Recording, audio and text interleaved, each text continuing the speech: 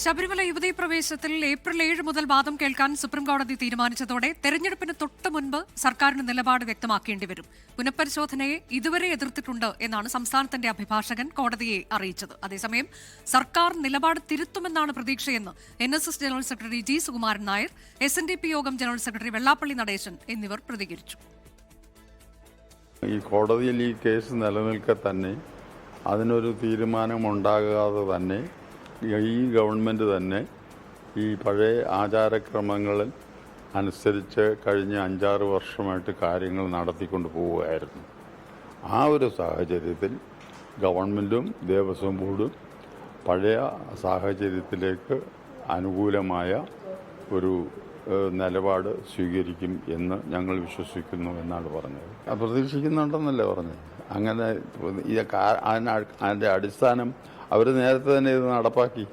അതുകൊണ്ട് ഞങ്ങളങ്ങനെ വിശ്വസിക്കുന്നു. അതല്ലെങ്കിലും ഞങ്ങളുടെ നിലപാടിൽ ഉറച്ചു തന്നെ നിൽക്കുകയാണ് ഈ കാര്യത്തിൽ.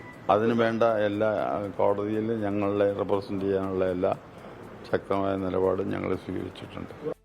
അത് സർക്കാർ തിരുത്തേണ്ടതെന്ന് ചോദിച്ചാൽ തിരുത്തേണ്ടത് അവർ തിരുത്തണം. അന്ന് ജനവികാരം കണ്ടല്ലോ.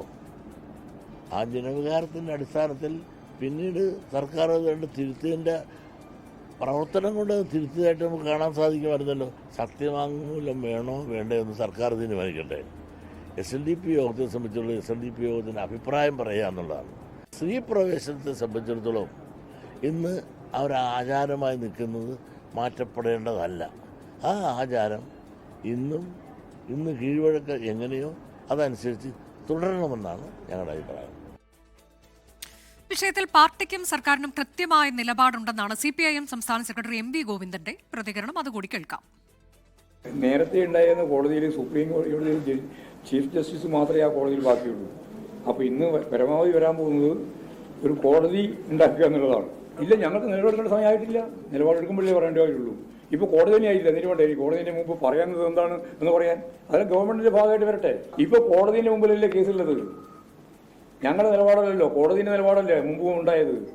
കോടതിയുടെ നിലപാട് അടിസ്ഥാനപ്പെടുത്തിയിട്ട് എന്ത് നിലപാടാണ് CPIM എടുക്കേണ്ടത് എന്നത് സംബന്ധിച്ച് CPIM ആവശ്യമായ നിലപാട് സ്വീകരിക്കും.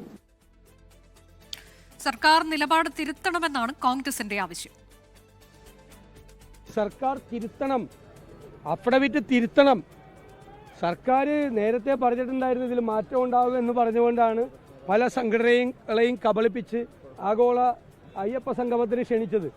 നേരത്തെ മാപ്പ് പറഞ്ഞിട്ടുണ്ടായിരുന്നു നേരത്തെ നിലപാട്.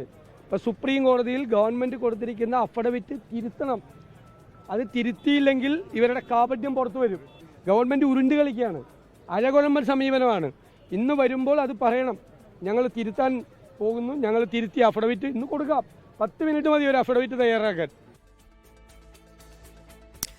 ഷഫീദ് റാവുത്തർ വിശദാംശങ്ങളുമായി. ഷഫീദ്, കഴിഞ്ഞ ദിവസം മുതൽ നമ്മൾ ഇതിൽ വാദപ്രതിവാദങ്ങൾ കേൾക്കുകയാണ്.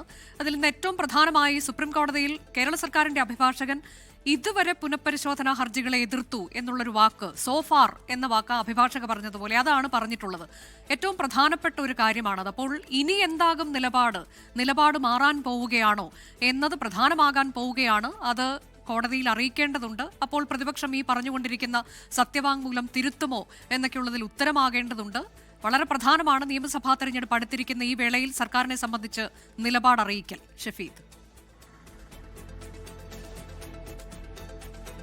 ഒറ്റ വാക്കിൽ ശബരിമല യുവതീ പ്രവേശനവുമായി ബന്ധപ്പെട്ട് CPIM-ഉം LDF-ഉം ഊരാക്കുടുക്കിലാണ് എന്ന് വേണം പറയാൻ. കാരണം ശബരിമലയിൽ യുവതീ പ്രവേശനമാകാമെന്ന CPIM-ന്റെ മുൻ നിലപാട് 2019 ലോക്സഭാ തെരഞ്ഞെടുപ്പിലടക്കം പാർട്ടിക്കും മുന്നണിക്കും ഉണ്ടാക്കിയ പരിക്കുകൾ ചെറുതല്ല. മാത്രവുമല്ല, നിലവിൽ ഇപ്പോഴത്തെ സാഹചര്യം അതിനേക്കാൾ രൂക്ഷമായൊരു സാഹചര്യം കൂടിയാണ്. പ്രത്യേകിച്ച് ശബരിമല സ്വർണ്ണക്കൊള്ള, ശബരിമലയിലെ മറ്റു ക്രമക്കേടുകളടക്കമുള്ള കാര്യങ്ങൾ പുറത്തേക്ക് വരുമ്പോൾ അത് വിശ്വാസി സമൂഹത്തിന് CPIM-നെ കുറിച്ച് നൽകുന്ന സന്ദേശം, ആ കാര്യത്തിൽ വലിയ തരത്തിലുള്ള ചർച്ച വേണമെന്നാണ് പാർട്ടിക്കുള്ളിലെ നിലപാട്. മാത്രവുമല്ല, ഈ വിഷയത്തിൽ വിശ്വാസികളെ എതിരാക്കരുതെന്ന പാർട്ടിയിലെ ഒരു വലിയ വിഭാഗം ശക്തമായിട്ടുള്ള അഭിപ്രായം പ്രകടിപ്പിച്ചിട്ടുമുണ്ട്. അതേസമയം ഈ ശബരിമല യുവതീ പ്രവേശന വിഷയത്തിൽ പെട്ടെന്നൊരു യു-ടേൺ അടിക്കുക, അത് നിലവിൽ സംസ്ഥാന സർക്കാരിനെ സംബന്ധിച്ച് ചിന്തിക്കാൻ കഴിയുന്ന ഒരു കാര്യമല്ല. രാഷ്ട്രീയമായ പ്രതിപക്ഷമടക്കം അങ്ങനെയാണെങ്കിൽ ശബരിമല യുവതീ പ്രവേശനവുമായി ബന്ധപ്പെട്ട സർക്കാരിന്റെ മുൻ നിലപാടിനെ ചോദ്യം ചെയ്യും. പ്രത്യേകിച്ച് നിയമസഭാ തെരഞ്ഞെടുപ്പ് സാഹചര്യം എന്നുള്ള ഒരു കാര്യമുണ്ട്. ഇത്രയും കാര്യം അവിടെ അങ്ങനെ നിലനിൽക്കുമ്പോൾ മറ്റൊരു പ്രധാനപ്പെട്ട കാര്യം, അത് NSS SNDP അടക്കമുള്ള ആളുകൾ ഉന്നയിക്കുന്ന ഒരു വിഷയമാണ്. ആഗോള അയ്യപ്പ സംഘത്തിലടക്കം NSS സംസ്ഥാന സംസ്ഥാന സർക്കാരിന്റെ നിലപാടുകളെ സ്വാഗതം ചെയ്ത് അവർക്കൊപ്പം നിന്നതിന്റെ പ്രധാനപ്പെട്ട കാര്യം അത് ശബരിമല യുവതി പ്രവേശനം അടക്കമുള്ള ആചാര സംരക്ഷണ കാര്യത്തിൽ സർക്കാർ ഒപ്പം നിൽക്കുമെന്നുള്ള വാക്കാലുള്ള ഉറപ്പാണ്. സ്വാഭാവികമായും സുപ്രീം കോടതിയിൽ ശബരിമല യുവതി പ്രവേശനവുമായി ബന്ധപ്പെട്ട് എടുക്കുന്ന സർക്കാരിന്റെ നിലപാട് അത് തങ്ങൾക്ക് അനുകൂലമായ നിലപാടല്ലെങ്കിൽ NSSും SNDPയും ഈ വിഷയത്തിൽ എതിർചേരിയിലേക്ക് പോകും. അത് സംസ്ഥാന സർക്കാരിനെ സംബന്ധിച്ചും CPM-നെ സംബന്ധിച്ചും LDF-നെ സംബന്ധിച്ചും തിരിച്ചടി ഉണ്ടാക്കുന്ന ഒരു വിഷയമാണ്. ഏതായാലും അല്പസമയത്തിലുള്ള നിയമമന്ത്രി P. രാജീവ് ഈ വിഷയത്തിൽ മാധ്യമങ്ങളെ കാണുന്നുണ്ട്. സംസ്ഥാന സർക്കാർ ഈ വിഷയത്തിൽ മയപ്പെട്ട് സാവധാനത്തിൽ അവധാനതയോടുകൂടി ഒരു നിലപാടായിരിക്കും എടുക്കുക. അനുജ, അതാണ് ക്ഷമാപൂർവ്വം കാത്തിരിക്കൂ എന്നുള്ളൊരു പ്രതികരണമാണ് ഇന്നലെ P. രാജീവിന്റെ ഭാഗത്തു നിന്ന് വന്നത്. അദ്ദേഹം മാധ്യമങ്ങളോട് അങ്ങനെയാണ് പറഞ്ഞത്. കൃത്യമായ നിലപാട് പറയേണ്ടപ്പോൾ പറയും. ഇപ്പോൾ ഭരണഘടനാ ബെഞ്ച് പോലും രൂപീകരിച്ചിട്ടില്ലല്ലോ എന്നുള്ളതായിരുന്നു MP ഗോവിന്ദന്റെ പ്രതികരണം. അതിൽ ആ നടപടിക്രമമാണ് ഇന്ന് ഉണ്ടായിട്ടുള്ളത്. രൂപീകരിക്കും പുതിയ ബെഞ്ച് എന്ന് ചീഫ് ജസ്റ്റിസ് പറഞ്ഞ സാഹചര്യത്തിൽ ഇനിയിപ്പോൾ സർക്കാർ എന്ത് നിലപാട് സ്വീകരിക്കും എന്നത് മാധ്യമങ്ങൾക്ക് മുന്നിൽ ഇപ്പോൾ വ്യക്തമാക്കുമോ എന്നതാണ് ഇനി അറിയാനുള്ളത്. മന്ത്രി P. രാജീവ് അല്പസമയത്തിനകം മാധ്യമങ്ങളെ കാണും. ലോകത്തെവിടെയായാലും ഏത് സമയത്തും 24 വാർത്തകളും ഓഗ്മെന്റഡ് റിയാലിറ്റി പാക്കേജുകളും എക്സ്പ്ലെയിനറുകളും വിശദമായി കാണാൻ ഞങ്ങളുടെ YouTube ചാനൽ നിങ്ങൾക്ക് സബ്സ്ക്രൈബ് ചെയ്യാം.